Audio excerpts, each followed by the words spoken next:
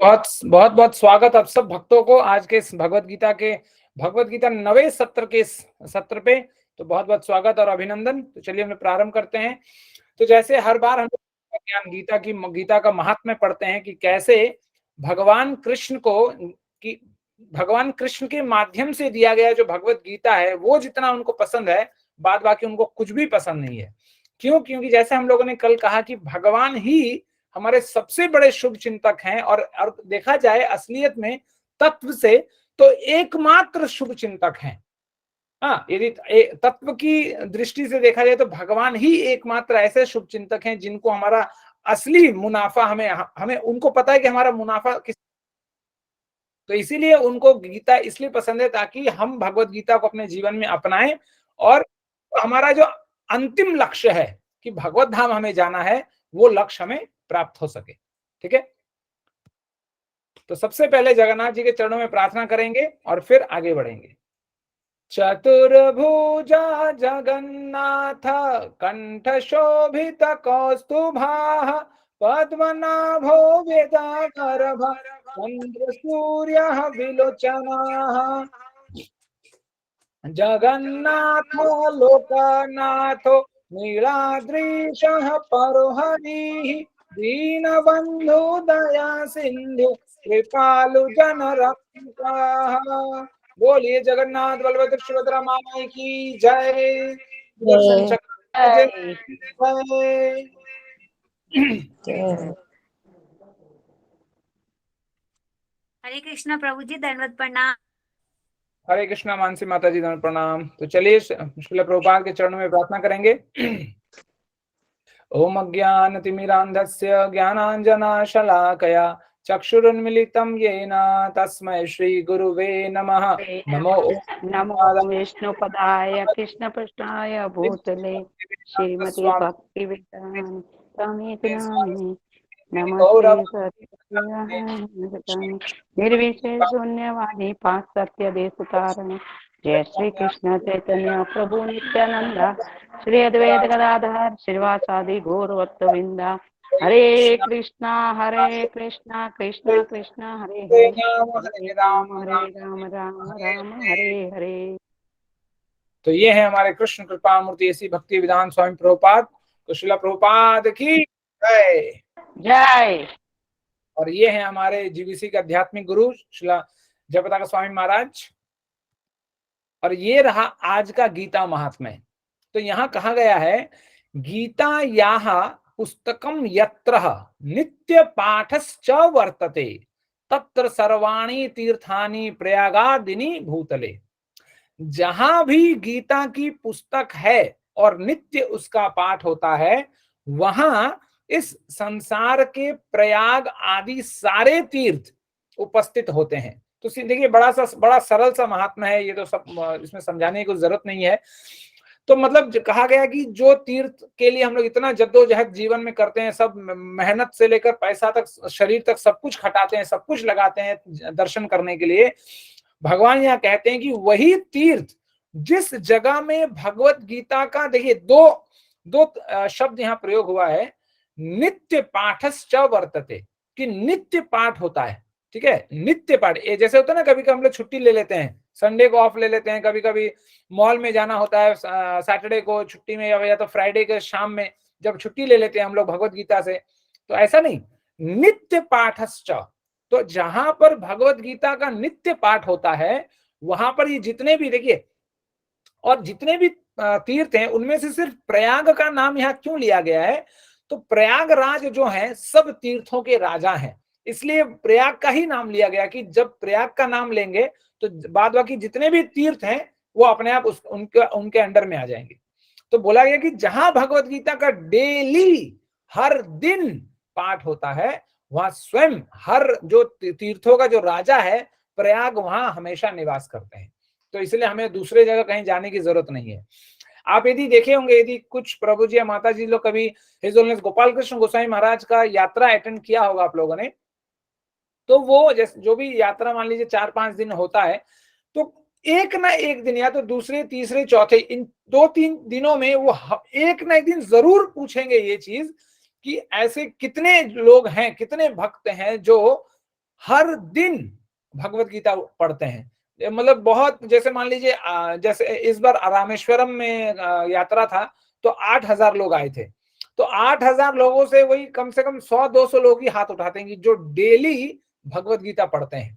तो इसलिए हम लोगों ने एक प्रोग्राम ही चालू कर दिया कि लोगों के पास चाहे समय मिले ना मिले, कभी कभी होता है ना, अस्कत हो जाती है कि अरे यार मुझे अकेले करना है, अकेले करने में थोड़ा अस्कत आ जाती है। तो हम लोगों ने एक प्रोग्राम ही चालू कर दिया, हमारे हिज ग्रेस अनादि जगन्नाथ प्रभु जी ने एक प्रोग्राम चालू कर दिया कि मॉर्निंग प्रोग्राम करो जहां डेली एक भगवत गीता के एक श्लोक के बारे में चर्चा हो।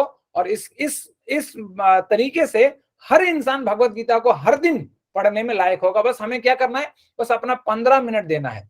बस अब बिस्तर में पढ़ रही है, जरूरत नहीं है बिस्तर से भी उठने का, यदि तो बिस्तर में बैठे बैठे भी आप क्लास अटेंड कर सकते हैं। तो इसलिए ज्यादा, बस 6:45 से 7 बजे तक 15 मिनट का क्लास, और बस भगवत गीता। जैसे होता है सुबह सुबह उठे तो किसका चेहरा देखने को मिला, तो हम लोग कह सकते हैं हमें भगवत गीता का चेहरा देखने को मिला। तो इसलिए यदि आप लोग ज्वाइन करना चाहते हैं जरूर ज्वाइन कीजिए, ताकि अपने आप बाय प्रोसेस, है ना। देखिए 15 मिनट तो हम लोग अंगड़ाई लेने में ही 15 मिनट बिता देते हैं, इधर से उधर कंबल के अंदर उधर उधर होने में ही 15 मिनट हमारा बीत जाता है। वो उस 15 मिनट में भगवत गीता का एक श्लोक के बारे में हम जान जाएंगे। तो यदि जो भी लोग इच्छुक हैं वो लोग सुबह के सत्र में भी आ सकते हैं। ठीक है, चलिए आगे। तो आज का जो अध्याय है वो है भगवत प्राप्ति। तो जैसे देखिए मैंने बताया था कि हम 6 अध्याय हम लोग कवर कर चुके हैं। ठीक है, तो अभी जो बीच का जो पार्ट है ये बड़ा महत्वपूर्ण है, इसलिए भगवान ने बीच में रखा है। और इस बीच के इंपॉर्टेंट को दोनों तरफ से इसको सुरक्षित किया गया है। एक तरफ से कर्मयोग सुरक्षा दे रहा है, दूसरी ओर से ज्ञान योग, कि दोनों के बीच में जो सबसे महत्वपूर्ण होता है भगवान उसको बीच में रखते हैं। हम लोग भी बहुत संभाल के रखते हैं। तो इसी तरह जो धर्म, जो भक्ति योग है, उसको भगवान बड़े संभाल के रखा है भगवान ने। और ये पूरा जो 6 अध्याय है, एक के बाद आप देखेंगे एक के बाद एक इसमें अध्याय है। जैसे देखिए 7वां अध्याय क्या था, जैसे देखिए 6ठा अध्याय जो था वो ध्यान योग, ठीक है, वो कर्म योग के अंदर आ गया, ध्यान योग, हठ योग सब उसके अंदर चला गया। अब 7वां अध्याय क्या था, भगवत ज्ञान। मतलब अब हम लोग 7 से 12 तक हर वो चीज जो पढ़ेंगे वो बड़ा डेडिकेटेड होगा सिर्फ और सिर्फ भगवान को लेकर। तो इसलिए जैसे कल हम लोगों ने पढ़ा भगवत ज्ञान, तो आज हम लोग पढ़ेंगे भगवत प्राप्ति, कि भगवान इसमें ऐसे ऐसे तरीके बताएंगे कि बड़ा सरल तरीका, कि कैसे उन तरीकों को हम पकड़ कर अपने जीवन में अमल करके हम भगवत धाम, ऐसे ही जैसे हम लोग गाय के खुर को कुचल कर आगे निकल जाते हैं, उसी तरह हम लोग इस ब्रह्मांड को कुचल कर आगे भगवत धाम चल जा सकते हैं। ठीक है, चलिए तो कौन पढ़ेगा इस श्लोक को? अंजू माता जी पढ़िए। हरे कृष्ण प्रभु। हरे कृष्ण माता जी, प्रणाम। अंतकाले च मामेव स्मरन् मुक्तत्वा कलेवरं ये प्रयाति स मद्भावं याति नास्ति यत्र संशयः। और जीवन के अंत में जो केवल मेरा स्मरण करते हुए शरीर का त्याग करता है वह तुरंत मेरे स्वभाव को प्राप्त करता है, इसमें रंच मात्र भी संदेह नहीं है। बहुत सुंदर मीनिंग है। देखिए इसमें एक बड़ा, जैसे हम लोग अंग्रेजी में बोलते हैं ना, सेल्फ एक्सप्लेनेटरी, इसमें कुछ बताने के लिए नहीं, बड़ा सरल सा है। भगवान बड़ा साफ साफ सुथरा सुथरा बता रहे हैं क्या, कि जो सिर्फ, देखिए बहुत अच्छा शब्द है, कि जो केवल, और कुछ नहीं करना है हमें, केवल मेरा स्मरण करते हुए, बस, और कुछ नहीं करना है।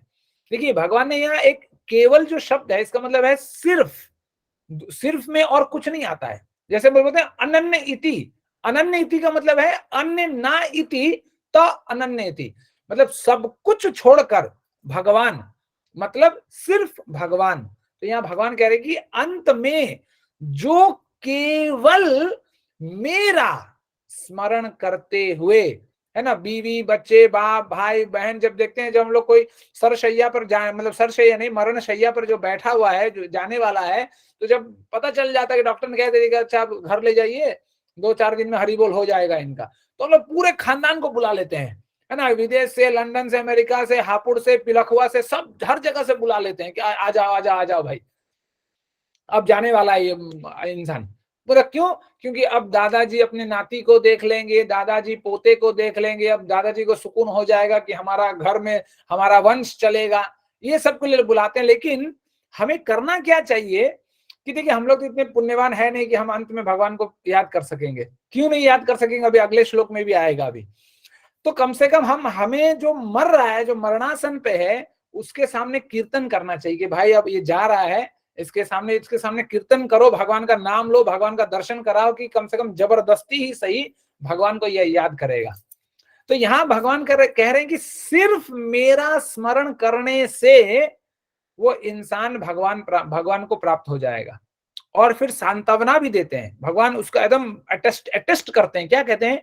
इसमें रंच मात्र भी संदेह नहीं है कि यदि हम इतना सिर्फ कर सके तो हम भगवत धाम जाने के लायक हो जाएंगे, मतलब चले जाएंगे, इसमें कोई संदेह नहीं है। देखिए, लेकिन बड़े भगवान ने बड़ा इनडायरेक्टली, बड़ा साफ सुथरा हिसाब से भगवान ने कह दिया कि इतना करने से हो जाएगा। लेकिन हमें सोचने वाली बात है कि क्या सचमुच हम ऐसा कर सकते हैं? जो काम जीवन भर 50 साल तक हमने नहीं किया, तो क्या एक उस क्षण पे, और वो क्षण कैसा होगा हम लोग आगे देखेंगे, वो भयानक क्षण के समय क्या हम भगवान को याद कर सकेंगे? इसके बारे में हम लोग अंत में चर्चा करेंगे, ठीक है, Q&A में, जब प्रश्न उत्तर होगा। चलिए आगे पढ़िए, अंकुर प्रभु जी पढ़िए। हरे कृष्ण प्रभु जी, धर्म प्रणाम। प्रभु जी। यम यम वापि समरण भावम त्यजयन्ते कलेवरम तम तमेवति कोन्ते सदा तद्भावितम भाविता। एक कुंती पुत्र, शरीर त्यागते समय मनुष्य जिस जिस भाव का स्मरण करता है वह उस भाव को निश्चित रूप से प्राप्त होता है। हरे कृष्ण। हरे कृष्णा प्रभु जी, प्रणाम। तो देखिए, इस श्लोक में भगवान ने जो पहले श्लोक में यहाँ कहा है कि केवल मेरा स्मरण करो, तो हम जैसे तथाकथित बुद्धिजीवी लोग ये कह सकते हैं कि अच्छा, मान लीजिए हम दूसरा कुछ और भी सोचते रहेंगे, अपनी बीवी के बारे में सोचते रहेंगे, अपनी सुंदर के बारे में सोचेंगे, और फिर मतलब 50% पत्नी 50% आप, तो क्या होगा?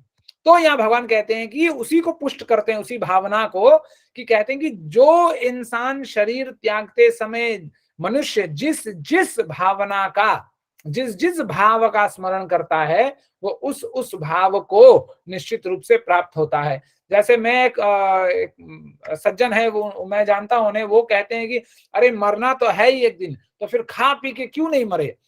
उम्र हो गया 60-70, लेकिन आज भी कम से कम प्लेट में 4-5 सब्जी ना रहे, और 4-5 घोड़ा सांड हाथी ना रहे प्लेट पर, तब उनका चावल पेट में नहीं जाता।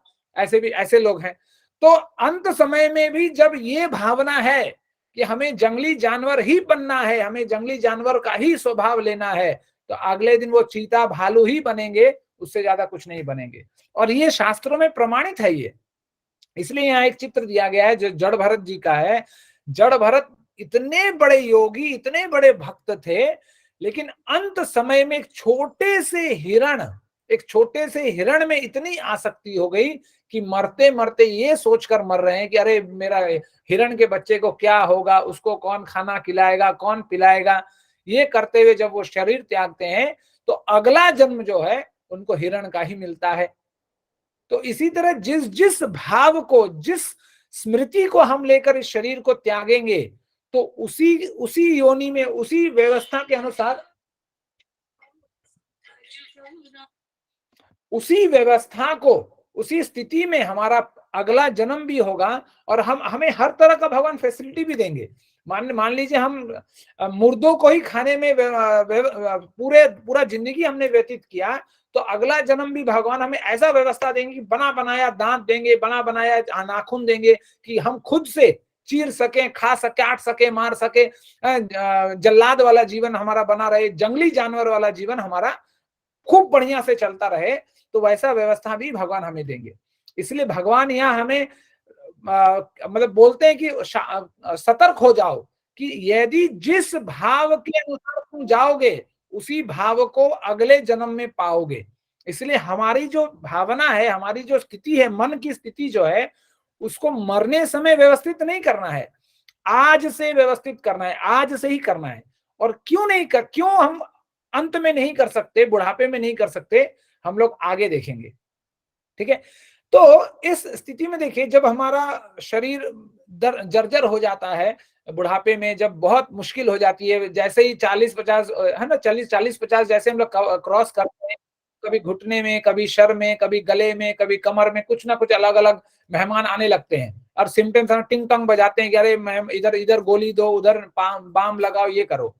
तो एक हमारे कुलक्षेत्र महाराज हुए, जो उन्होंने बड़ा एक सुंदर स्तुति लिखा मुकुंद माला शतोत्रम में, और वो कहते हैं कि प्राण प्रयाण समय कफ वात पित्त कंठ अवरोधन विधौ स्मरणम कुतहते। तो वो खुद में अपने आप में बहुत बड़े भक्त हैं, लेकिन वो भगवान से प्रार्थना करते हैं कि हे भगवान, आज मैं जवान हूं, आज आपकी कृपा से मैं कम से कम थोड़ा बड़ा भक्ति कर सकता हूं आपका, कर रहा हूं आपका, लेकिन जब प्राण प्रयाण समय की, जब प्राण जाने का समय आएगा तो आपका स्मरण में कैसे करूंगा। तो फिर आगे कहते हैं क्यों नहीं कर सकते, तो वो कहते हैं कंठ अवरोधन विधौ, जो कफ वात पित्त है, ये तीनों चीज कंठ को जबरदस्त जकड़ के पकड़ लेगा, और ना हरे राम निकलेगा, ना हरे कृष्ण निकलेगा, कुछ भी नहीं निकलेगा, सिर्फ सुबह शाम खांसते रहेंगे। तो उस स्थिति में जब हमारा देहात्म बुद्धि और जागृत हो जाएगा कि अरे मेरा शरीर में इतना दर्द, तो उस समय मैं फिर आपको कैसे स्मरण कर पाऊंगा, वो ये कहते हैं। और ये कहते हैं कि उस समय मुझे पता है कि मैं आपका स्मरण नहीं कर सकता, तो एक काम कीजिए, मुझे अभी ही आप भगवत धाम दे दीजिए, आप मुझे अपने अभी ही मौत दे दीजिए, ताकि मैं आपके भगवत धाम आ सकूं। तो ये राजा कुलक्षेत्र रियलिटी हमें बता रहे हैं कि बुढ़ापे में इतनी परेशानियां, कभी आंख काम नहीं कर रहा है, जैसे हम लोग कहते हैं ना कि अरे भगवत गीता पढ़ रहा है, 50 साल हो जाएगा, शादी हो जाएगी, 50 साल बाद पढ़ने का। जैसे अभी एक निर्मल प्रभु बता रहे थे, उनके कोई दोस्त था, जो वो कह रहे थे कि बुढ़ापे में क्या करोगे। मतलब उन भाई साहब को पता नहीं है कि बुढ़ापे में स्थिति क्या होती है ना आंख से दिखता है, ना कान से सुनाई देता है। तो बुढ़ापे में क्या करेंगे खुद को पता नहीं है, लेकिन वो गारंटी ले रहे कि हम बुढ़ापे में करेंगे। बुढ़ापे का इंतजार मत कीजिए, बुढ़ापा कब आएगा, फिर बुढ़ापा आएगा भी कि नहीं जीवन में, वो भी पता नहीं। कि बुढ़ापा आने से पहले हरि बोल हो गया तो फिर सब खेल वहीं खत्म हो जाएगा।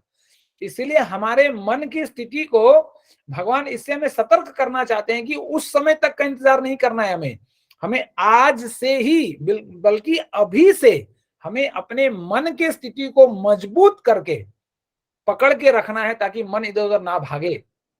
इसलिए भगवत गीता में अर्जुन बड़ा मतलब भगवान कहते हैं अर्जुन को कि यतो यतो मनश्व चंचलम स्थिरम ततस्ततो नियमय तदात्मन्यम वशम नयेत। कि वो कहते हैं कि देखो, मन का जो स्वभाव है, यतो यतो मनश्व चंचलम स्थिरम, कि मन का स्वभाव है, मन का डिफॉल्ट बिहेवियर है कि वो भागेगा। इसमें कोई चिंता करने की जरूरत नहीं है, डरने का जरूरत नहीं है। लेकिन वो कहते हैं कि तुम्हारा कार्य क्या है कि जहां जहां मन भागेगा वहां वहां से उसको खींच कर लेकर आना है और मेरी चरणों में उसको लगाना है। बस यही कार्य करना है हमें। और फिर भगवान ने तो आगे कहा ही है कि practice makes a man perfect, है ना, अभ्यासेन तु कौन्ते। तो जब इस मन को कंट्रोल करने का तरीका हम करेंगे, बनाएंगे एक over a period of time, तो अपने आप धीरे धीरे धीरे धीरे मन अपने आप केंद्रित होने लगेगा। तो इसीलिए आज से, अभी से हमें मन को संभालने का तरीका लेना चाहिए। इसीलिए आप लोग, क्लास स्टार्ट होने से पहले कुछ माताओं से अभी डिस्कशन चल रहा था कि कितने ऐसे आप लोग हैं जिन्होंने कम से कम भगवत गीता का 8 अध्याय बीत गया, 8 दिन हो गए, तो भगवत गीता का पहला श्लोक आप लोगों ने याद किया। तो मैं पूछ रहा था कि क्या हम लोग नए साल का इंतजार कर रहे हैं उसको याद करने के लिए। तो माता जी ने कहा कि नहीं मैं कल बताऊंगा आपको। तो वो कल बताएंगी। तो इस तरह हमें एक संकल्प लेना होगा कि आज हमें करना है। ये नहीं कि 2023 आएगा, 2023 देखेंगे कि नहीं वो भी पता नहीं। अभी 2023 आने में भी 23 दिन है अभी। तो 2023 का इंतजार नहीं करना है, आज से, अभी से ये कार्य हमें करना है। ठीक है। तो भगवान ये कहते हैं कि आज से हमारे मन को सुव्यवस्थित करना है, ताकि हमारी भावना जो है हमेशा भगवान में, हर क्षण भगवान में लगे रहे और कहीं ना लगा। ठीक है, चलिए आगे। अब यहां भगवान कहते हैं, पढ़िए कोई प्रभु जी, माता जी, भावना माता जी पढ़ना चाहेंगे? प्रभु जी मुझे आपकी स्क्रीन शेयर नहीं हो रही है। हरे कृष्णा। हरे कृष्णा प्रभु जी हम ना हैंड फ्री लगा के मतलब मंदिर जा रहे हैं, हम अब रीड नहीं कर पाएंगे, हमें पौना घंटा आधा घंटा लगेगा मंदिर पहुंचने में। जी मैं पढ़ूं? माता जी, मीना माता जी पढ़िए, कोई दिक्कत नहीं। तस्मात् सर्वेषु कालेषु मामनुस्मरन् युद्धं च मयि अर्पितः मनः बुद्धिं माम् एव यस्वसि असंशयः। अतएव हे अर्जुन, तुम्हें सदैव कृष्ण रूप में मेरा चिंतन करना चाहिए और साथ ही युद्ध करने के कर्तव्य को ही पूरा करना चाहिए। अपने कर्मों को मुझे समर्पित करके तथा अपने मन एवं बुद्धि को मुझ में स्थिर करके तुम निश्चित रूप से मुझे प्राप्त कर सकोगे। हरे कृष्णा प्रभु जी। हरे कृष्णा माता जी, प्रणाम। तो देखिए यहाँ पर भगवान क्या कह रहे हैं, बड़ा बड़ा सुंदर श्लोक है ये, बड़ा महत्वपूर्ण श्लोक है ये। यहाँ भगवान कह रहे हैं तस्मात् सर्वेषु, इसलिए सर्वेषु कालेषु मामानुस्मर युध्य च मयि प्रकृत मनोबुद्धि मामे वैश्य असंशयम। कि भगवान कहते हैं कि अतएव हे अर्जुन, तुम्हें सदैव कृष्ण रूप में मेरा चिंतन करना चाहिए और साथ ही युद्ध करने के कर्तव्य को भी पूरा करना चाहिए। तो देखिए, यदि हम श्लोक का पहला हिस्सा लें तो भगवान क्या कहते हैं कि सर्वेषु कालेषु, हर समय और हर जगह। भगवान फिर क्या कहते हैं, मामानुस्मर युद्ध च। देखिए, युद्ध जो शब्द है उसका यहाँ पर अर्थ होता है अपना कर्तव्य करना। तो उस समय अर्जुन का कर्तव्य था एक क्षत्रिय होने के नाते युद्ध करना, इसलिए इस शब्द का प्रयोग किया गया है, नहीं तो युद्ध का अर्थ होता है कर्तव्य करना। ठीक है, तो देखिए यहाँ भगवान क्या कह रहे हैं, जैसे कुछ लोग कहते हैं ना कर्मकांडी लोग, किया जैसे मतलब जो बेवकूफ बनाने में लगे पड़े हैं, वो कहते हैं कि जो भगवत गीता पढ़ता है वो घर गृहस्थी अपने कर्मों को छोड़ देता है। लेकिन यहाँ भगवान कह रहे हैं कि कर्म करो अपना, लेकिन कंडीशन एक ही लगा रहे हैं कि कर्म करने से पहले क्या करना है तुम्हें, हमेशा हर समय हर जगह मुझे अपने चित्त को मेरे में लगाना है, मामानुस्मर। यदि जब मान लीजिए कुछ लोग हम लोगों को बहुत बोलते हैं कभी कभी ऑफिस में कि अरे तुम लोग इतना भगवत गीता पढ़ते हो सुनते हो, तो फिर तुम लोग क्यों आईटी में क्यों नौकरी वगैरह वगैरह कर रहे हो, उसी में एकदम बाबा जी बन जाना चाहिए था। तब हम लोग ये लाइन कोट करते हैं ये श्लोक कि भगवान तो स्वयं कहते हैं मामानुस्मर युद्ध च। भगवान तो खुद कहते हैं कि कर्म भी करते रहो, लेकिन उससे पहले मेरी शरण में आकर मेरा स्मरण करते रहो। कि जो कर्म कर रहे हो अपने जीवन में वो किस आधार पर कर रहे हो, वो मेरा स्मरण करते हुए अपना कर्तव्य करो। ये नहीं कहते कि कर्तव्य करते हुए मेरा स्मरण करो, इसलिए हमें भगवान का स्मरण पहले करना है, फिर अपने कर्तव्य को आगे बढ़ाना है। फिर आगे क्या कहते हैं, अपने कर्मों को मुझे समर्पित करके तथा अपने मन एवं बुद्धि को मुझ में स्थिर करके तुम निश्चित रूप से मुझे प्राप्त कर सकोगे। तो भगवान यहां भी एक अलग सा तरीका बताते हैं कि कैसे हम भगवान को प्राप्त कर सकते हैं, कि हम जो भी कर्म करते हैं भगवान को अर्पित करते हुए, भगवान को समर्पित करते हुए हम वो कार्य करें, और अपनी मन वचन काय जो कहते हैं कि तीनों तरीके से भगवान के लिए ही हम समर्पित हो जाएं। तब उस स्थिति में रहकर जब हम कार्य करेंगे तो वो कार्य करते हुए भी वो कार्य से हम बंधन, जो कर्म बंधन लगेगा उससे हम अलग हो जाएंगे, और हम भगवान को एक निश्चित समय के बाद हम भगवान को प्राप्त कर सकेंगे।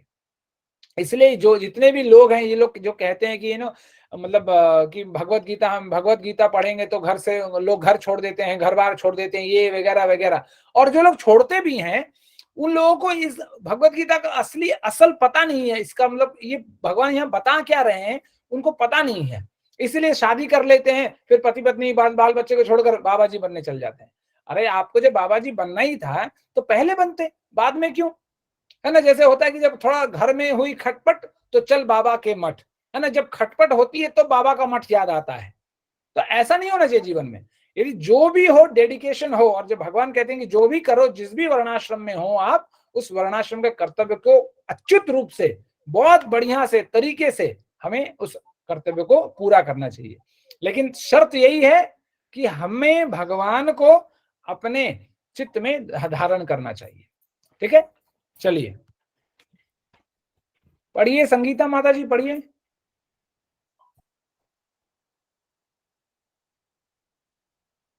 हरे कृष्णा। संतोष प्रभु मैं पढ़ूं प्रभु जी? माता जी पढ़िए।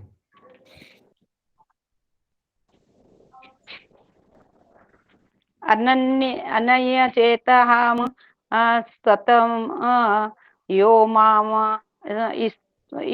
स्मरति नीतयः समः तस्याहं सुलभम प्राथ नित्य युक्तस्य योगनीय मह। हे अर्जुन, जो अनन्य भाव से निरंतर मेरा स्मरण करता है, उनके लिए मैं सुलभ हूँ, क्योंकि वह मेरी भक्ति में प्रवृत्त रहता है। हरे कृष्णा प्रभु जी। हरे कृष्णा माता जी। देखिए ये बहुत अच्छा श्लोक है, और बहुत ये जो श्लोक है भक्ति के रस में डूबा हुआ यह श्लोक है। तो जैसे इसी के तरह एक और श्लोक हम लोग 9वें अध्याय में पढ़ेंगे, जहां इसी तरह का भाव उत्पन्न होता है उस श्लोक से भी। तो यहाँ भगवान क्या कहते हैं कि हे अर्जुन, जो अनन्य भाव से निरंतर मेरा स्मरण करता है, उसके लिए मैं सुलभ हूं, और किसी के लिए नहीं। देखिए यहाँ भगवान दो कंडीशन दिया है भगवान ने, जो अनन्य भाव से और जो निरंतर भगवान का स्मरण करता है, भगवान को समर्पित करता है, उसके लिए ही भगवान सुलभ है, क्योंकि वो मेरी भक्ति में प्रवृत्त रहता है। क्योंकि वो इंसान भगवान के हर मतलब पूरा जीवन, पूरा समय, सर्वेशु कालेशु, हर समय वो भगवान की भक्ति में प्रवृत्त रहता है। तो आज ही इस पे हम लोग चर्चा कर रहे थे कि कैसे ये जो श्लोक है ये पूर्ण रूप से शुद्ध भक्ति पर आधारित है ना। जैसे मान लीजिए जो भी जितने भी योग है, कर्म योग, ज्ञान योग, हठ योग, जितने भी योग हैं, इसमें भी देखिए भक्ति के कुछ अंश होते हैं, लेकिन ये मिश्रित भक्ति है ना। कुछ क्षण तक, कुछ समय के लिए, कुछ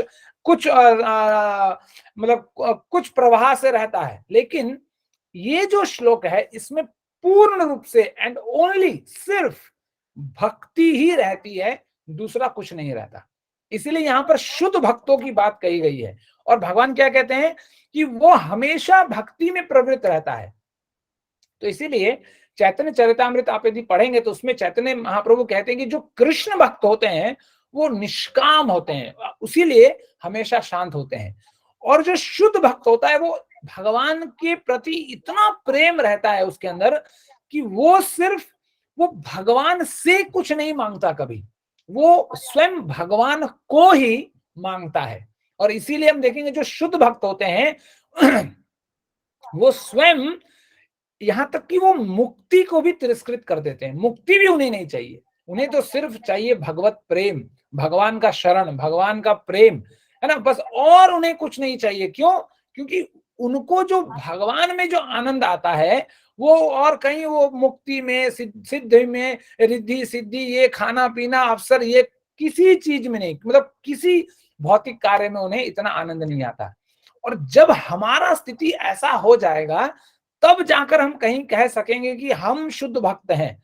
देखिए शुद्ध भक्त का ये लक्षण है कि वो हमेशा सर्वेशु कालेशु, हर क्षण भगवान की भक्ति में ही लगा रहता है और वो दूसरा कुछ नहीं करता। आज हम लोगों ने वही सुबह में जो लोग प्रभु जी माता जी लोग आई होंगी, हम लोगों ने वही चर्चा किया कि कैसे मत चिता मदगत प्राणा बोध्यंता कथ्यंतश्च रमन्ति च तुष्यन्ति रमन्ति च, कि कैसे वो इंसान सबसे पहले मत चित्त गता, कि उसके चित्त में हमेशा भगवान की बातें, हमेशा हम मतलब 100% 365 दिन 24 घंटे भगवान का ही स्मरण वो अपने चित्त से करता है। मदगत प्राणा, कि वो जीता है, वो उसका सांस, हर एक सांस जो वो लेता है वो भगवान के लिए ही लेता है। फिर वो क्या करता है, बोध्यंतः, कि जब वो मुंह खोलता है तो भगवान की ही वाणी, भगवान के ही लीला, नाम, रूप, गुण, रहस्य, प्रभाव सब भगवान के बारे में बोलता है। फिर कथ्यंतश्च, कि जब बात आपस में बात भी करता है वो किसी से, तो वो भगवान की लीलाओं के बारे में ही बात करता है। उसके बाद जब ये चार होते हैं उसके जीवन में, तो अपने आप उसके जीवन में क्या दो चीजें आती हैं। एक तुष्यंती, वो अपने आप तुष्ट होता है, चाहे वो फकीर हो, एक गमछा ही पहना क्यों ना हो, बट अपने आप में तुष्ट है। और रमन्ति च, और वो भगवान के नाम में बस रमता जोगी, जो बोलते हैं ना रमता जोगी, बस कोई चिंता नहीं, बस फकीर जैसा भगवान के नामों को लेकर, भगवान के नामों का आश्रय सहारा लेकर बस अपने मतलब मौज में रहता है वो हमेशा। तो ऐसा इंसान ही शुद्ध भक्त बन सकता है।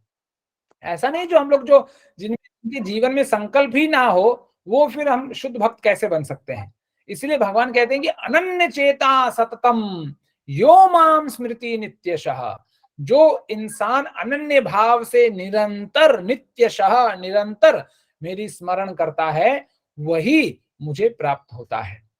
ठीक है, इसलिए हमें भक्ति जो करनी है, देखिए ये भक्ति का ये लक्षण है। देखिए हम लोग जो क्लास करते हैं, ये सब करते हैं, ये सब ठीक है, क्योंकि हम लोग साधन भक्त हैं, हम लोग शुद्ध भक्त नहीं है, हम लोग ना ही हम लोग नित्य भक्त हैं। तो ये हमें उस ओर खींच के धीरे धीरे करके हम उस ओर जा रहे हैं। लेकिन जो भक्ति है वो स्वतः आता है। अच्छा बताइए कि हम अपनी माँ को क्या माँ कहने के लिए किसी घर के बाहर वाले लोगों का इंतजार करते हैं कि वो आए कहे अच्छा सुनो भाई ये तुम्हारी माँ है, इसको माँ कहकर पुकारा करो? क्या हम इंतजार करते हैं? नहीं। तो फिर हम अपने जीवन में हम भक्ति करने के लिए फिर दूसरों का सहारा क्यों लेना पड़ता है हमें?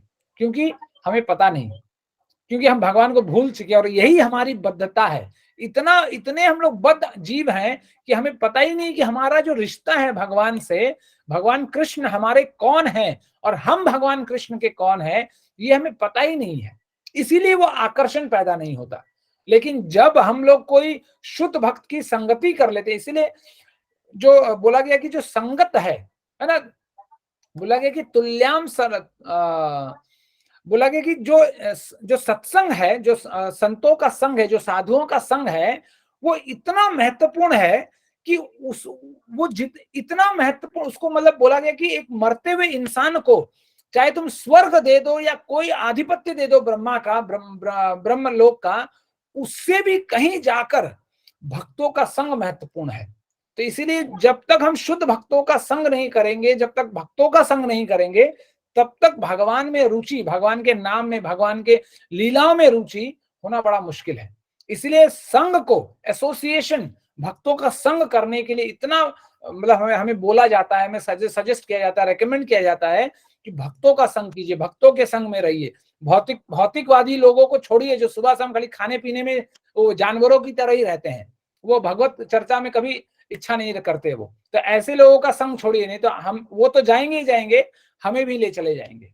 इसीलिए हमें भक्ति जो करना है, अनन्य भाव से, सतत रूप से हमें भक्ति नित्य करनी है। बिल्कुल किसी भी प्रकार का डिस्काउंट नहीं, जीरो डिस्काउंट, जीरो टॉलरेंस, उस हिसाब से हमें भक्ति करना है। ठीक है, चलिए पढ़िए। कौन पढ़ना? शशिकला माता जी पढ़ना चाहेंगे? श्रेया माता जी कौन? यस माता जी पढ़िए। कौन बोल रहा था? भावना माता जी पढ़ना चाहती है?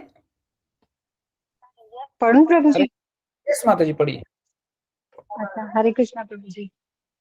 मामुपेत्य पुनर्जन्म दुःखालय शाश्वतम नानुवतिः महात्मनः संसिद्धिं परमागताः।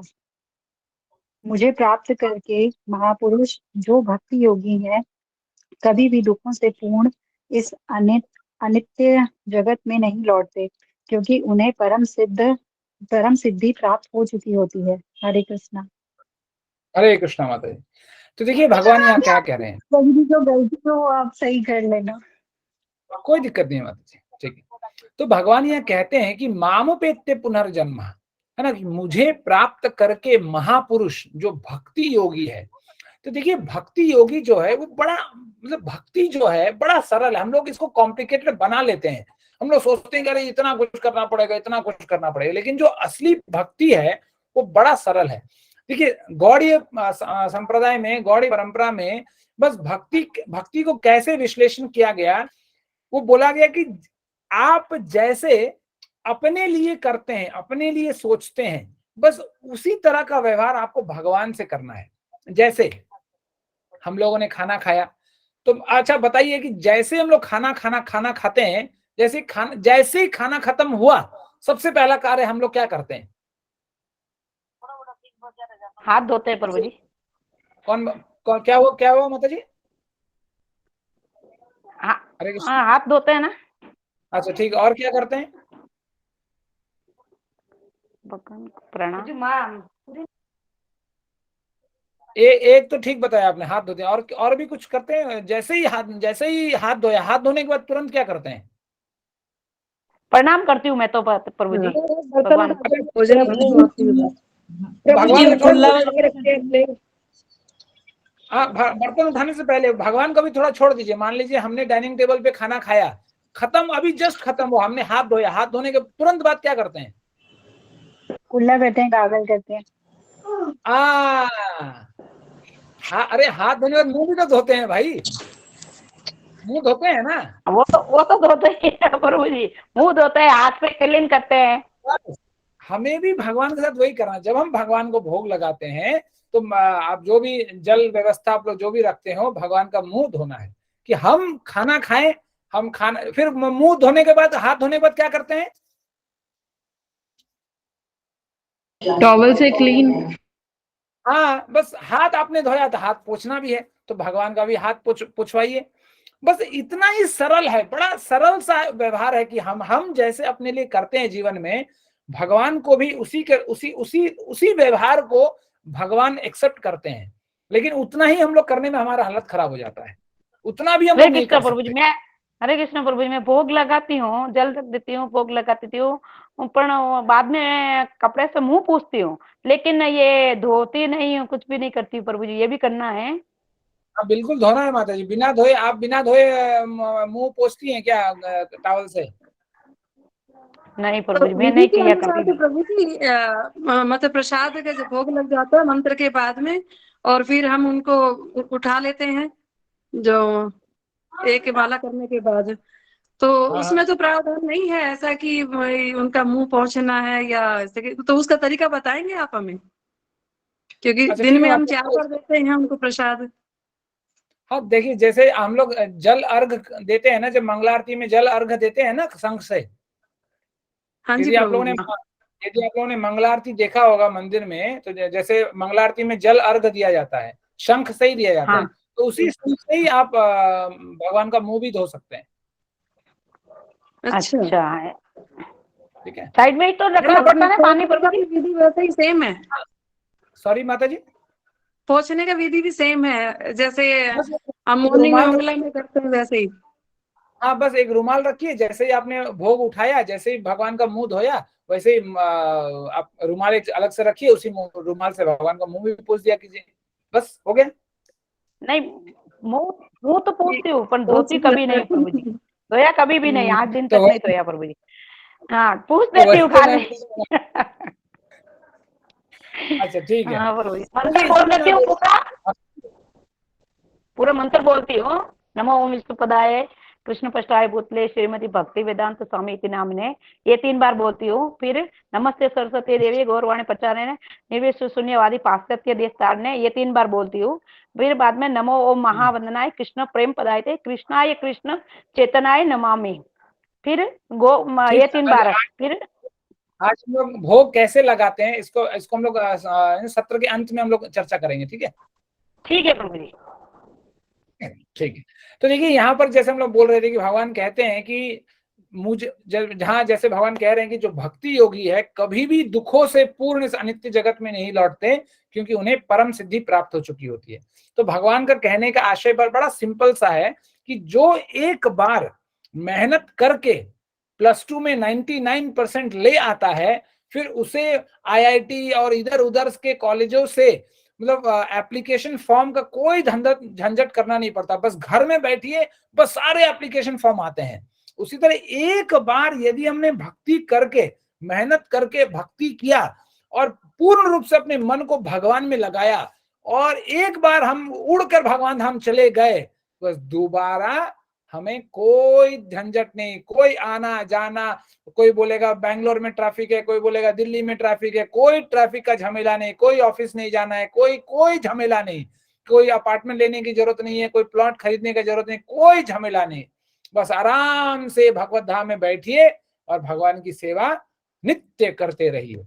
लेकिन वो जो एक बार जो भक्ति करने की जो बात है, बस हमारा टायर जो है पंचर वहीं हो जाता है कि हम वो नहीं कर पाते।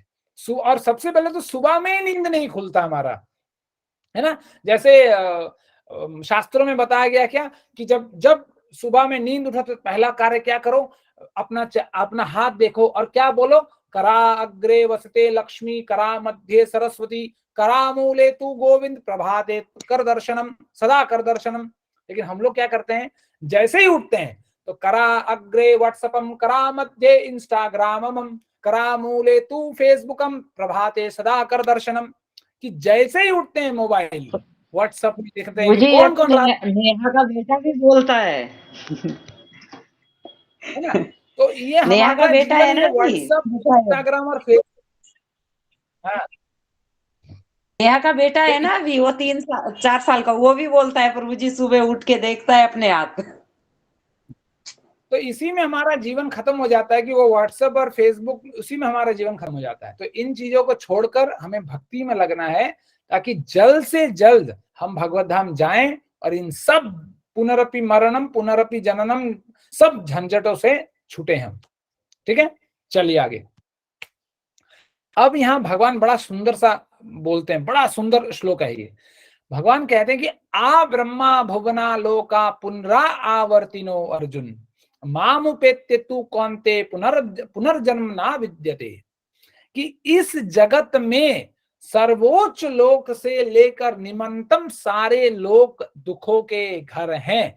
तो यदि हमें ये नहीं सोचना चाहिए कि स्वर्ग लोक में बड़ा मस्त है, आहा क्या आलीशान विलास है, क्या आलीशान मौसम है, हर तरफ मोगरे का ही सुगंध है। वहां भी जन्म मृत्यु जरा व्याधि है, बस उसका कैटेगरी अलग है। इसीलिए भगवान कह रहे हैं कि हर लोक में दुख है।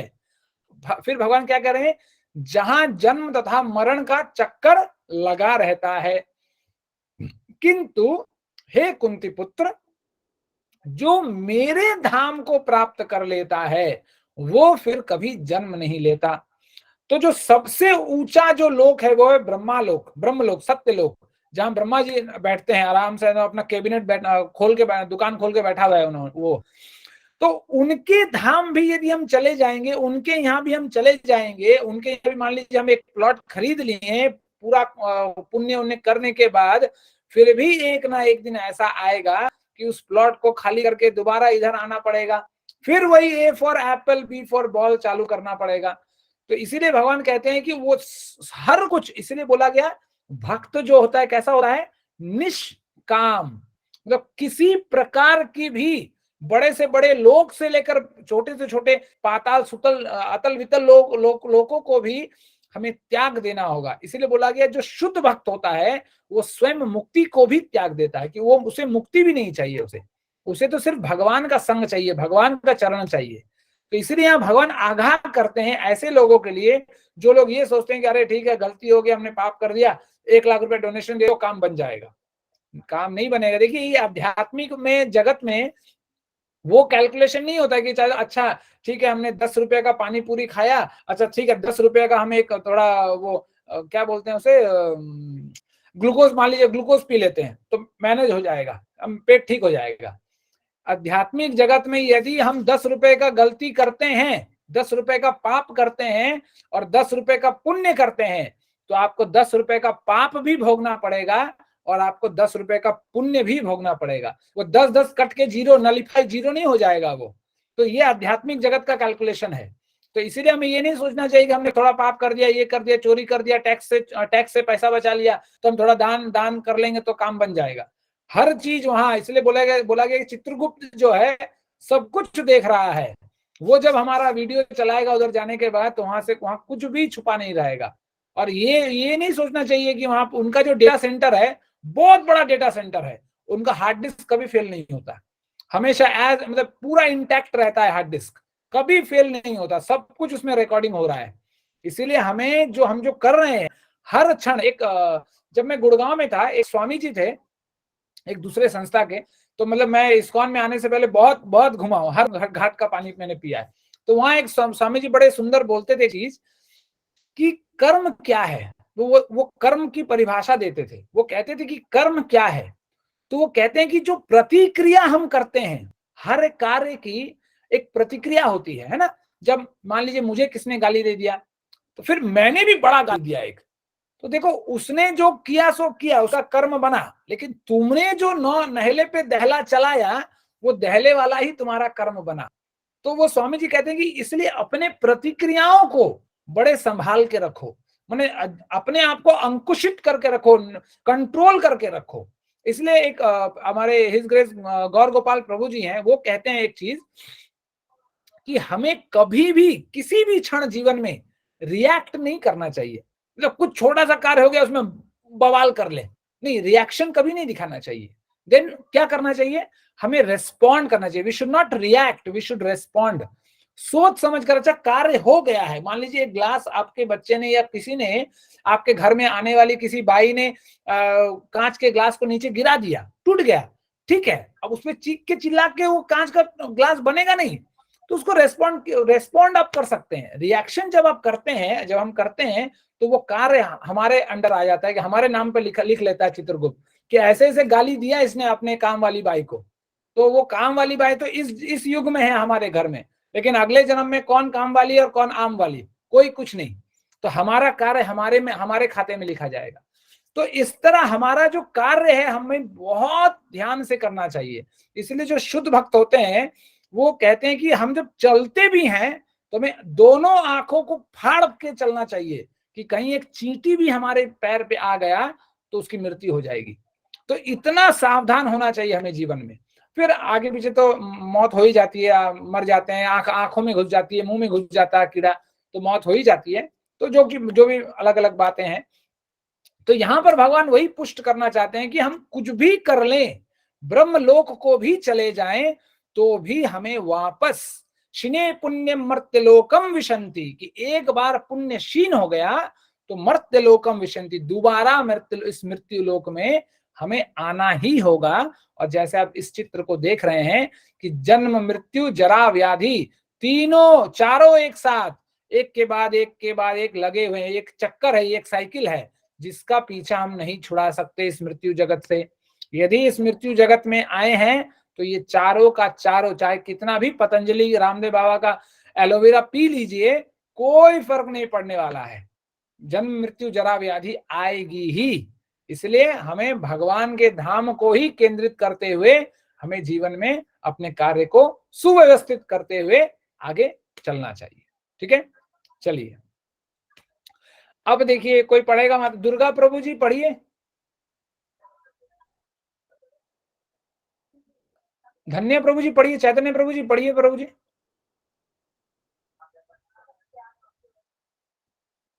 प्रशांत प्रभु पढ़िए।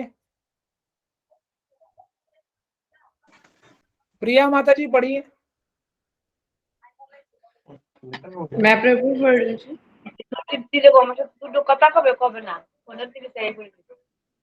प्रिया माता जी पढ़ो।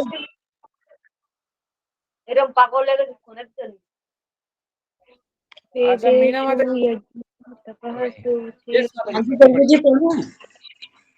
अच्छा वो पढ़ रही है माता जी। अच्छा पढ़। वेदेषु यज्ञेषु तपःसु चैव दानेषु यत् पुण्यफलं प्रदिष्टम् अत्तेति तत् सर्वमिदं विदित्वा योगी परः स्थानमुपेति चाध्यम। जो व्यक्ति भक्ति मार्ग स्वीकार करता है वह वेदाध्ययन, तपस्या, दान, दार्शनिक तथा सकाम कर्म करने से प्राप्त होने वाले फलों से वंचित नहीं होता। वह मात्र भक्ति संपन्न करके इन समस्त फलों की प्राप्ति करता है और अंत में परम नित्य धाम को प्राप्त होता है। हरे कृष्णा माता प्रणाम। तो देखिए यहाँ भगवान बताते हैं कि जो जो अलग अलग जो भी जितने भी परमार्थ के पथ पर कार्य करते हैं हम, चाहे वो वेदाध्ययन हो, तपस्या हो, दान हो, दार्शनिक तथा सकाम कर्म कुछ भी करते हैं, वो अंतोदगत्वा हम आज नहीं तो अगले जन्म में, अगले जन्म में नहीं तो 10 जन्म के बाद हमें जीवन में भक्ति प्राप्त हो, उसके लिए करते हैं। तो ये जितने भी हम कार्य करते हैं उसका फल क्या है? हमारे जीवन में भक्ति का आना। ठीक है। लेकिन एक बार जो इंसान भक्ति कर ले, भक्ति प्रारंभ कर ले, भक्ति करना सीख जाए, वो ये जितने भी है वेदाध्ययन, तपस्या, दान, दार्शनिक जो भी है, सब करने का फल उसको मिल जाता है। वही भगवान बताने का प्रयास कर रहे हैं कि जो भक्ति है वो भक्ति इज एसेंस, भक्ति ही सार है, कि हमने भक्ति को पकड़ लिया तो बाद बाकी वो सब करें ना करें कोई दिक्कत नहीं है। क्योंकि देखिए ये बताया गया शास्त्रों में कि जो हम दान कर देते हैं, जो तपस्या करते हैं, वो देश काल समय के हिसाब से, देश काल स्थिति के हिसाब से हमें देखकर जांच कर हमें देना चाहिए। यदि आपने कोई लुटेरे डाकुओं को, मान लीजिए हम बोलेंगे अरे मेरे पास बहुत पैसा है, इस डाकू को चोर है, इसको 1 लाख रुपए दे देते हैं, तो उससे आपको पाप पुण्य नहीं लगेगा, उल्टा पाप ही लगेगा, क्योंकि वो उस 1 लाख का दुरुपयोग करने वाला है। तो इसीलिए समय के हिसाब से हमें ये जो जितने भी और सब पारमार्थिक कार्य हैं वो हमें बहुत देखकर ध्यान से करना चाहिए कि हम कर क्या रहे हैं, किसे पढ़ा रहे हैं, किसे दान दे रहे हैं, क्या कौन सी तपस्या कर रहे हैं, है ना। जैसे तपस्या, तो देखिए तपस्या तो जो तमोगुणी है, जो भूत प्रेतों को पूजते हैं, वो भी तपस्या करते हैं, उसको भी तपस्या ही कहते हैं, क्योंकि वो कुछ पाने के लिए कुछ कठोर तपस्या करता है, वो कुछ व्रत ठानता है वो कि मुझे ऐसा कार्य करना है, तो वो भी तपस्या है, लेकिन वो तमोगुणी तपस्या है, तो उसका प्रभाव उसको उल्टा ही मिलेगा। तो इसीलिए बोला गया कि जो भक्ति जो पकड़ लेता है, उस जैसे मैंने कहा कि जो भक्ति योगी है बड़ा सरल है, बड़ा सिंपल, ज्यादा जद्दोजहद आपके घर से मतलब इतना हाथी घोड़ा करने का जरूरत ही नहीं है जीवन में। बड़ा सिंपल, जैसे बोलते हैं ना, सिंपल लिविंग हाई थिंकिंग, कि बड़ा सादा जीवन होना चाहिए और सोच उच्च होनी चाहिए। बस यदि ये है हमारे जीवन में, तो बस कोई दिखावे की ओर ना जाए, बस भगवान के चरणों को पकड़िए, भगवत गीता भागवत पढ़िए, भगवान की लीलाओं का गुणगान कीजिए, और जिस जगह पे हैं, जो भी रोल आप अदा कर रहे हैं, चाहे माँ है, बाप है, भाई है, बहन है, बेटा बेटी, नाना नानी, काका काकी, चाचा चाची, जो भी हैं, बस उस कार्य को निभाते जाइए, भगवान के गुण गाते जाइए। और ये जो देखिए ये आखिरी श्लोक है 8वें अध्याय का, तो ये जो 8वें अध्याय का जो अंतिम श्लोक है, ये पूरा 7वां अध्याय और 8वां अध्याय का उपसंहार श्लोक इसको कहा गया है। क्यों? क्योंकि 7वें अध्याय में भी भगवान ने भगवत ज्ञान की, भगवान को हम कैसे जान सकते हैं उसके बारे में भगवान ने थोड़ा बताया। फिर 8वें अध्याय में भी हम भगवान को कैसे प्राप्त कर सकते हैं वो भगवान ने हमें बताया। तो इसलिए ये जो पूरा का पूरा दोनों जो श्लोक है, अंतोदगत्वा कहां जाकर खत्म होता है, हम भगवान कैसे पा सकते हैं, एक शब्द में, भक्ति से ही। तो इसीलिए इस श्लोक को प्रभुपाद बोलते हैं कि ये जो श्लोक है उपसंहार श्लोक है दोनों अध्यायों के लिए, कि यदि हम भक्ति हो गया हमारे जीवन में, भक्ति हमने पा लिया जीवन में, तो सब जो और कुछ करने की जीवन में जरूरत नहीं है। तो बस भक्ति को पकड़िए, भक्ति वो एरोप्लेन है जिसको पकड़कर हम भगवत धाम बिना टिकट, और टिकट तो है हमारे पास, अभी टिकट के बारे में बात करेंगे, बस उस टिकट को रखिए अपने जेब में और भगवत भक्ति रूपी एरोप्लेन को पकड़कर सीधा भगवत धाम, और कोई रिटर्न जर्नी नहीं होगा वहां से। एक बार चले जाएंगे तो दोबारा आने की हमें जरूरत नहीं है। ठीक है, चलिए। तो देखिए इसी सत्र में बताया गया कि जैसे हम लोग चर्चा कर रहे थे पहले में, कि जिस भाव से हम शरीर छोड़ेंगे उसी भाव को हम प्राप्त होंगे। तो एक बार ये कथा, एक भागवत की कथा है, ये एक ब्राह्मण रहता है, बहुत अच्छा ब्राह्मण रहता है, मतलब सच्चा ब्राह्मण रहता है, मतलब वो ब्राह्मण नहीं जो 10 रुपए के जनेब टांग ले कंधे पे, वो ब्राह्मण नहीं होता है, वो द्विज है, वो बस नाम के लिए ब्राह्मण है, लेकिन असली ब्राह्मण नहीं है वो। तो अजामिल नामक एक ब्राह्मण होता है जो सच में ब्राह्मण होता है। तो एक बार क्या होता है कि वो जंगल से कहीं जा रहा होता है, तो एक किसी पर पुरुष को पर स्त्री के साथ आलिंगन करते हुए देख लेता है ना। जब आलिंगन करते हुए देख लेता है तो उसके मन में आशाएं जाग जाती हैं और मनोकामनाएं, मतलब वासना जाग जाती है कि अरे ऐसा मैं भी करूं तो कितना आनंद आएगा। उसे लगता है कि इसी में आनंद है। तो क्या करता है, उसके बाद वो अपनी पत्नी को भगा देता है, मार पीट कर मैके भेज देता है। 88 साल की उम्र में एक मतलब वैश्याओं को घर पे ले आता है, फिर वैश्या से एक बच्चे को उत्पन्न करता है, जिसका नाम अंत में वो नारायण रखता है वो। तो इससे देखिए हमें ये पता चलता है कि उसने जीवन भर बहुत कुछ किया है ना, बहुत कुछ किया, अच्छा ब्राह्मण था, लेकिन अंतोदगत्वा उसका जीवन भ्रष्ट हो गया। क्यों? कि एक छोटे से चीज के लिए, कि उसने जो अपनी आंखों से देखा उस दृश्य को उसने अपने जीवन में अमल कर लिया। इसीलिए कहा जाता है कि ना हमें अश्लील चीजें देखनी चाहिए, ना अश्लील चीजें सुननी चाहिए, क्योंकि यदि हम अश्लील चीजों को देखेंगे और सुनेंगे तो जाकर हमारे मुंह से अश्लील चीज निकलेंगे। इसलिए आज देखिए, इसीलिए हमारे इस्कॉन में क्या, ये तो शास्त्र के भागवत कहता है कि धूतम पानम स्त्रिय सूना, ये 4 प्रकार के नियम जो नहीं करेगा उसका ही दरवाजा इस्कॉन में खुला हुआ है, नहीं तो बाद बाकी सब बंद है। वो आप मंदिर जाएंगे चले आएंगे वो अलग बात है, लेकिन ये 4 नियम जो नहीं पालन करेंगे, प्रभुपाद बड़े स्ट्रिक्ट थे और कहते थे इन 4 नियमों को किसी भी कीमत पर कॉम्प्रोमाइज नहीं किया जा सकता। तो इसलिए ये जो चित्र दिखाया गया है, कैसे हम लोग स्त्रियों के पीछे भागते हैं, कैसे मुर्दों को खाने के पीछे भागते हैं, दूसरों को लूटते हैं, तो ये जो चीजें हैं हमारी मानसिकता को बिगाड़ देता है। और जब हमारी मानसिकता को वो बिगड़ जाएगा तो अंत काले च मामे स्मरण मुक्तवा कलेवरम कहाँ होगा? अंत काल में भगवान का स्मरण कहाँ होगा? अंत काल में वही, अच्छा वो इंसान उस स्त्री का आलिंगन कर रहा था, बस यही हमारे मन में आएगा अंत समय में भी। इसीलिए कम से कम टीवी तो मत ही देखिए, कम से कम टीवी का तो बंद कर दीजिए टीवी को। टीवी में ऐसा कुछ भी नहीं है, बस वही सास कभी क्या है, वो सास भी कभी बहू थी, दामाद भी कभी ससुर था, यही प्रोग्राम चलते हैं। नहीं तो और एक चलता है आपका वो सब टीवी में, तारक मेहता का उल्टा चश्मा, पता नहीं दोनों हंसते रहते हैं, हमको समझ में आता है हंसते क्यों है इतना, वो बिना कारण के ही हंसते हैं वो लोग दोनों। तो जो भी है इन सबको बंद कीजिए और भागवत और भगवत गीता को अपने जीवन का अंश बनाइए, और क्योंकि यही हमें तारेंगे, कोई टीवी कुछ नहीं हिला सकेगा हमारा, सब हमें बिगाड़ेंगे और दूसरा कुछ नहीं करेगा हमारे जीवन में।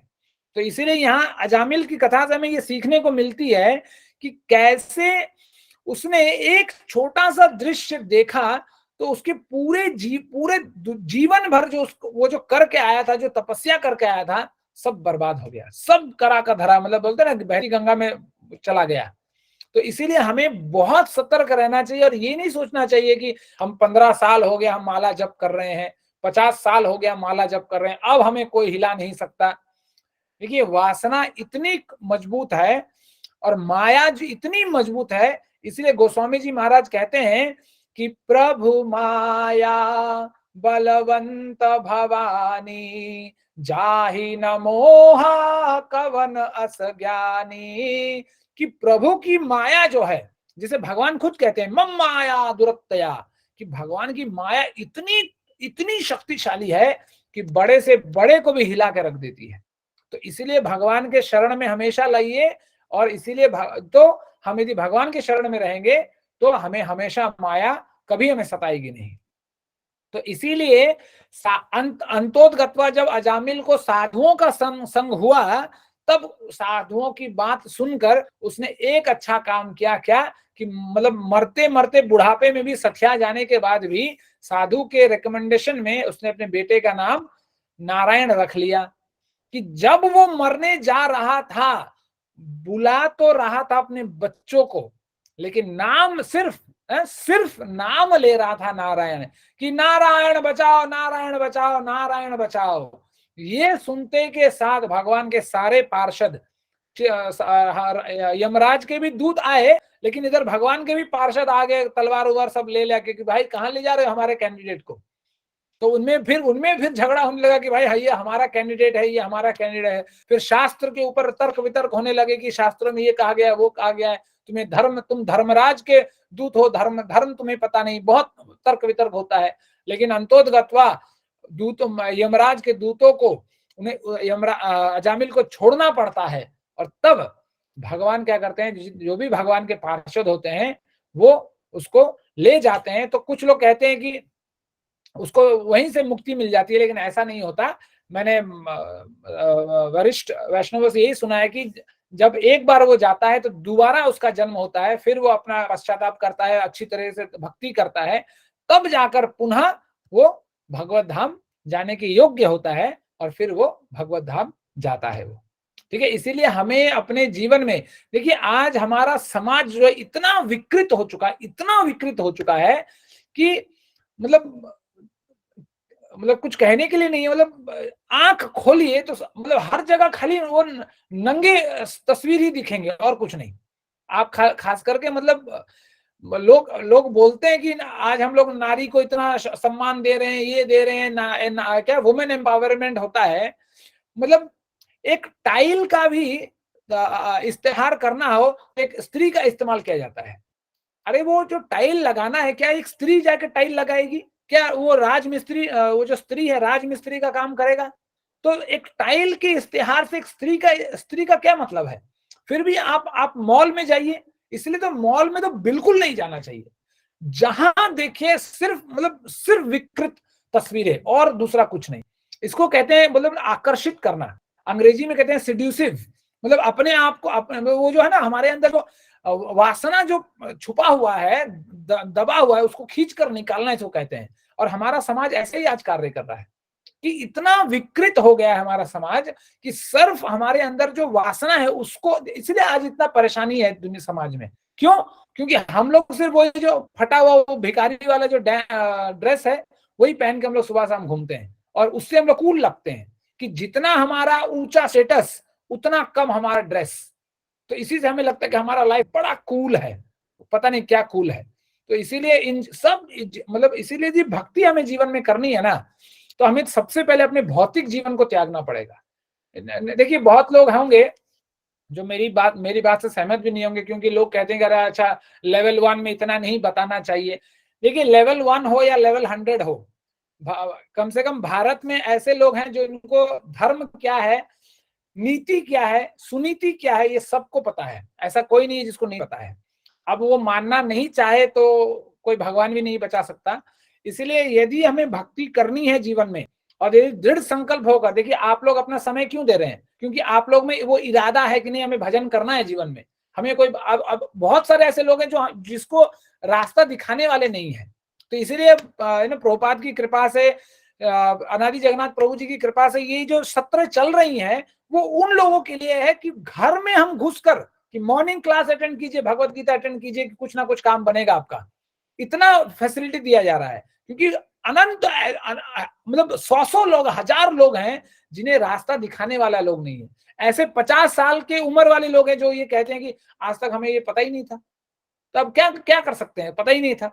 तो इसीलिए आप लोग जो आज अपना समय दे रही है बहुत बड़ी बात है। मैं बहुत शुक्रिया गुजार हूं आप लोगों की। आप अपना बहुमूल्य समय निकालकर इस 1 घंटा जो भी है, 1 घंटा से ज्यादा हो गया, अब ज्यादा समय नहीं लेंगे तो फिर आप लोग भी डांटिएगा मुझे, कि मतलब अपना समय हम लोगों को दे रहे हैं कि कुछ भगवत कथा, भगवान की लीलाओं के बारे में हम सुन सकें और अपने जीवन को हम सुधार सकें। तो देखिए ये जो भगवत गीता है ये बड़ा थियोरिटिकल नॉलेज है, ये प्रैक्टिकल नॉलेज नहीं है।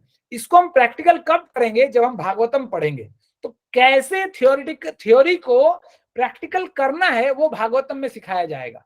तो इसलिए हम बस अभी नोट्स बनाइए कि हमें ऐसा ऐसा करना है, कर सकते हैं, जो कर सकते हैं वो कीजिए आगे, और नहीं तो सरल रूप में, सरल भाव में हमें कैसे करना है, टिप्स एंड ट्रिक्स हमें भागवतम में पता चलेगा। इसलिए भगवत गीता का ये सेशन करवाया जाता है और इसके बाद धीरे धीरे हम लोग भागवतम की ओर अग्रसर करेंगे। तो इसीलिए भजन करना ही हमारा एकमात्र उद्देश्य है। और जितने भी भौतिकतावादी चीजें हैं इन चीजों को छोड़िए, नहीं तो जीवन भर बस अपने पूरा का पूरा जीवन भौतिकतावाद में ही निकल जाएगा और हमारा दूसरा बस जो कुत्तों की तरह हम जन्म लिए हैं और कुत्तों की तरह हम मर जाएंगे। माफ कीजिएगा यदि आप लोगों को बुरा लगा हो, क्योंकि जैसे ये नवा सत्र चल रहा है, तो जब छठा सत्र चल रहा था तो मैं क्लास दे रहा था, तो मुझे एक हिंदी में एक फीडबैक आया था, तो जो भी किसी का भी हो, तो किसी ने कहा था कि प्रभु जी बड़े मतलब क्या उसको बोलते हैं, बड़े रूडली बोलते हैं, मतलब बड़ा क्या बोलते हैं, मतलब नहीं रूडली नहीं, मतलब क्या बोलते हैं, बड़ा रफ बोलते हैं, बड़ा मतलब ऐसा लगता है कि सुन के दिल को चीर देते हैं सुनकर, ऐसा वो बोलते हैं, बड़ा मतलब कड़ा बोलते हैं, मतलब उन्होंने, हाँ प्रभु जी बड़ा कड़ा बोलते हैं, है ना। तो कड़वे कड़वे शब्द कभी कभी प्रयोग करते हैं। तो ठीक है, देखिए हमारा उद्देश्य कोई कड़वा शब्द या किसी को दुखी करने का, किसी से हमें कोई दुश्मनी भी नहीं है। लेकिन हमारा जो एकमात्र उद्देश्य है कि आप लोग इतना समय जो दे रहे हैं तो उसका अंतोदगत्वा एक ही लक्ष्य है, वो है भगवान की भजन करना। तो वही हम करवाने का प्रयास कर रहे हैं, हमारा दूसरा कोई उद्देश्य नहीं है। यदि हाँ, लेकिन यदि किसी को दुख लगे, किसी को चोट पहुंचे, तो हमारा सर आपका चरण, हमें कोई दिक्कत नहीं है। आप हमें कुछ भी बोल सकते हैं, आप फीडबैक भी लिख सकते हैं सीनियर डिवोटीज के पास, वो जाता है हमेशा, लोग देखते भी हैं, तो हमें उससे कोई दिक्कत नहीं है। लेकिन जो सच है वो सच है कि यदि हमें, देखिए हम यहाँ कोई बच्चा नहीं है और हम किसी को पुचकारना नहीं चाहते कि झूठा दिलासा दे के कि अच्छा माता ऐसा कर लीजिए, वैसा कर लीजिए, काम बन जाएगा। हमें कोई ढोंगी बाबा बनना नहीं है। बड़ा साफ सुथरा भगवत गीता बड़ा साफ सुथरा है, और जो भगवान हमें जहां ले जाना चाहते हैं हमें वहीं जाना है, आज नहीं तो कल। बस अंतर इतना ही है, कोई आज चला जाएगा, कोई कल चला जाएगा, कोई 80% लाएगा, कोई 90% लाएगा, लेकिन हमें अंतोदगत्वा आज नहीं तो कल भगवान की शरण ग्रहण करनी है। यही उद्देश्य है और यही लक्ष्य है हमारे जीवन का। और ये जो पूरा सत्र है, इसलिए मैंने शायद आप लोगों को भी बताया था कि ये भगवत गीता सेमिनार जो है, ये कोई ज्यादा मोटिवेशन, वो क्या क्या बड़े बड़े शब्द बोलते हैं बाहर के लोग, वो सब कुछ नहीं हमें करवाना है। मोटिवेशन फलाना ढिंका हमें कहीं लेकर नहीं जाना है। हमें जहां जाना है वो है भगवान के चरणों में। बस एक ही लक्ष्य है, दूसरा कोई बड़ा बड़ा वो संस्कृत का शब्द लाकर बड़ा बड़ा ऋग्वेद, राजवेद, ये वेद, वो वेद करके हमें कोई किसी को बरगलाना नहीं है, किसी को बेवकूफ बनाना नहीं है। हमें जो बड़ा सिंपल सा कॉन्सेप्ट है कि हमें भगवान को पकड़ना है, भगवान का भजन करना है। और जो भगवान हमें भगवत गीता में बता रहे हैं, एक दिन में नहीं हो तो 10 दिन लीजिए, 10 दिन नहीं हो तो 1 महीना लीजिए, 1 महीना तो 1 साल लीजिए, लेकिन धीरे धीरे धीरे धीरे हमें भगवान के उपदेशों को पालन करते हुए हमें अपना जीवन व्यतीत करना है। ठीक है, अब चलिए देखिए आगे क्या है।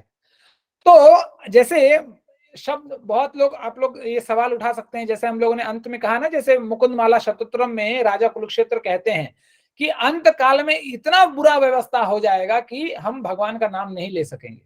तो यहाँ पर यही सवाल है कि क्या होता है यदि कोई भक्त मृत्यु के समय कृष्ण को याद नहीं कर पाता। तो यहाँ लिखा गया है कि वक्तातादिति दोषेन मद भक्तो मामना च स्मरेत, अहम स्मरामि मद भक्तम नयामि परमाम गतिम।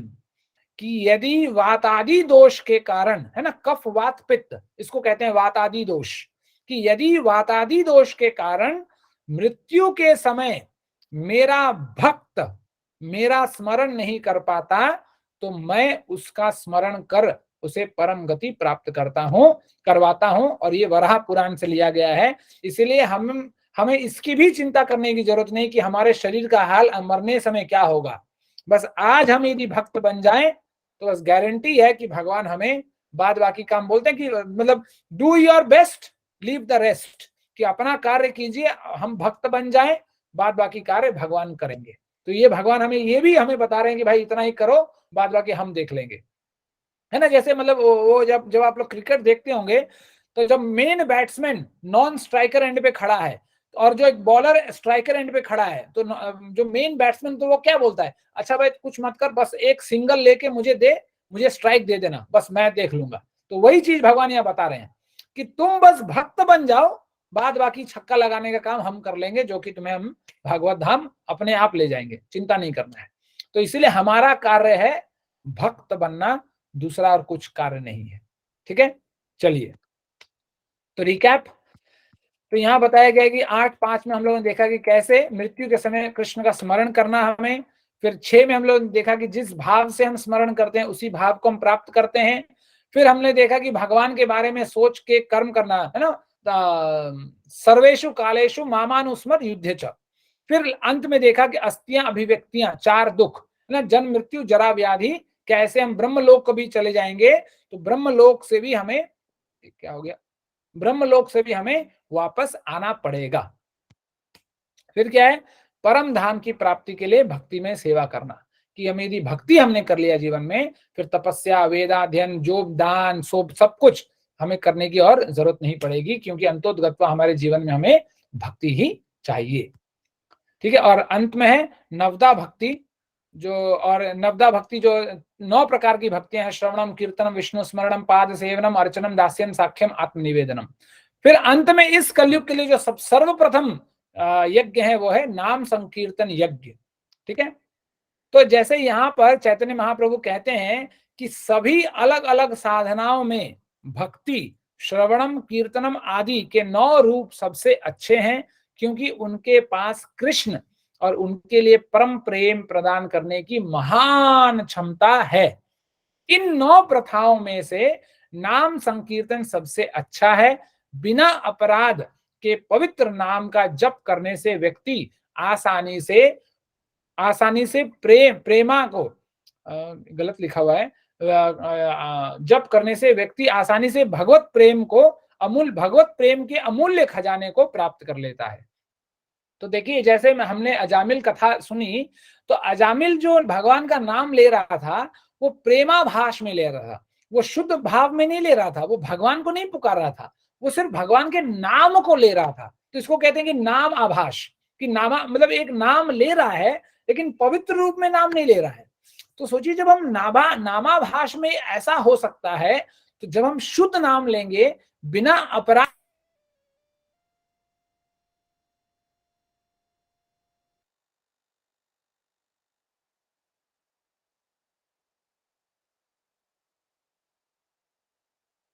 प्रभु जी आप म्यूट हो गए हैं, आवाज नहीं आ रही है।